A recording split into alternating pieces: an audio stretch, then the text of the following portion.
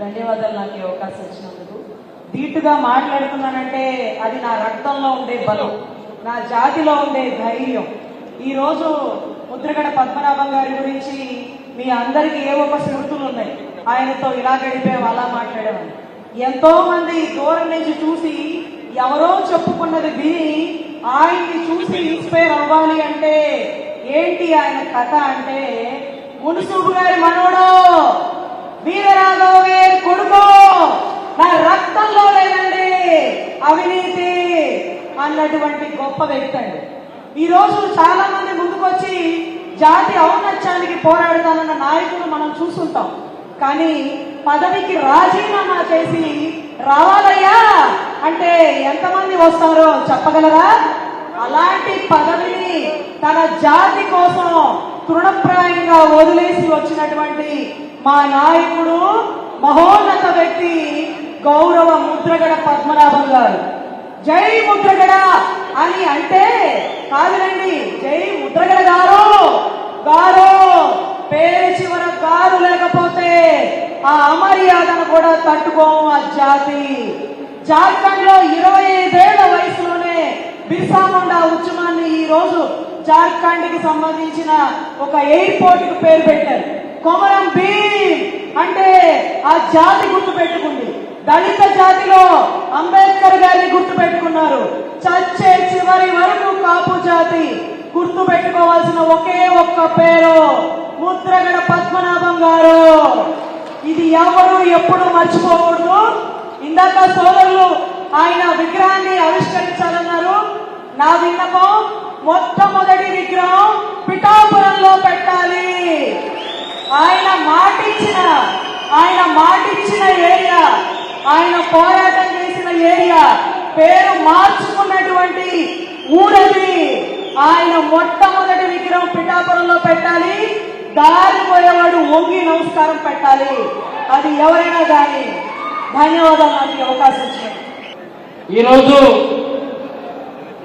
కాపు reservation పోరాట యోధుడు, అలుపెరగని ధీరుడు, ఈరోజు ఎంతో మందికి స్ఫూర్తిదాతగా ఉన్నటువంటి ముద్రగడ సంస్మరణ సభకు విచ్చేసినటువంటి పెద్దలారా, కాపు కుటుంబ సభ్యులారా, ఆయనకి ఘనమైన నివాళులు అర్పించాలనుకుంటే మన అందరికీ తెలుసు, ఎవరు పేరు చెప్తే ఈ రాష్ట్రంలో కాదు ఈ దేశంలో ఎవరు పేరు చెప్తే ప్రభుత్వానికి గడగడ, దీక్ష చేస్తే దడదడ, తరగని వాళ్ళు జడ, ఆయనే ముద్రగడ అనేది మనందరికీ తెలిసిన విషయం.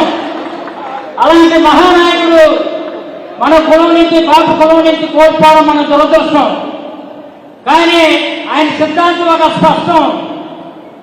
అది నిజమైనటువంటి ఆయనకు పరిపూర్ణంగా ఆయన మనసుకి ఇష్టం ఏంటంటే, ఆయన ఆశయ సాధన కోసం రిజర్వేషన్లు సాధించినాడే ఆయనకి నిజమైనటువంటి కీర్తి స్ఫూర్తి కలుగుతూ ఆయన వారసులుగా మనం ముందుకెళ్ళగలం.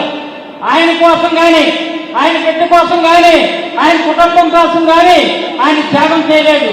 1978లో ఆ రోజు మొట్టమొదటిసారిగా ఎమ్మెల్యే అయినటువంటి వాళ్ళు కాపుల నుంచి ఎవరు ఒక తీరైనటువంటి వ్యక్తి అంటే ఆ రోజు ఒకే ఒక వ్యక్తి ముద్రగడ పద్మనాభం గారు. ఇంకా చాలా మంది ఉండొచ్చు కాక, కాపుల కోసం, కాపుల్లో పుట్టి కాపుల శ్రేయస్సు కోసం, కాపు రిజర్వేషన్ కోసం పోరాటం చేసి కాపు కులాన్ని పట్టుకొని నాశనం అయిపోయింది కూడా ఎవరంటే ముద్రగడే. ఎందుకంటే రాజకీయాల్లో కులం పట్టుకుంటే వెనకపోతారు. కానీ ఆయనతో పాటు గెలిచినటువంటి స్వర్గీయ రాజశేఖర రెడ్డి గారు ముఖ్యమంత్రి అయ్యారు 78లో ఎమ్మెల్యే అయినప్పుడు. ఆ తర్వాత ముఖ్యమంత్రి అయ్యారు. చంద్రబాబు నాయుడు ముఖ్యమంత్రి అయ్యారు. కానీ కాపుల్లో పోరాట యోధుడుగా కాపు కోసం, కాపులకు కాపు కాసినందుకు ఇంతవరకు ఆయన ఏంటంటే ఒక మంత్రివర్గ పరిమితం అయ్యారు తప్ప ముఖ్యమంత్రి స్థాయికి వెళ్ళలేకపోయాం. నిజమైనటువంటి స్ఫూర్తి, నిజమైనటువంటి మన అందరికీ కూడా నివాళులు ఘనంగా అర్పించాలనుకుంటే కాపులు జేఏసీగా ఉన్నటువంటి సభ్యులందరూ కూడా మీరు ముందుండండి. మాలాంటి వాళ్ళకి రాజకీయ పార్టీలో ఉన్నాం కాబట్టి మా కాసాకు స్వార్థం ఉంటుంది. మీరు ఎన్నింటుండి మీరు ఏ నిర్ణయం తీసుకున్నా కాపు రిజర్వేషన్ కోసం ఏ త్యాగానికైనా సరే మీ ముందుండి సిద్ధంగా ఉన్నామని అప్పుడే నిజమైనటువంటి ఘనమైన నివాళులు అర్పించే వాళ్ళు అవుతాయని ఈ సందర్భంగా తెలియజేస్తూ, ఎక్కడున్నా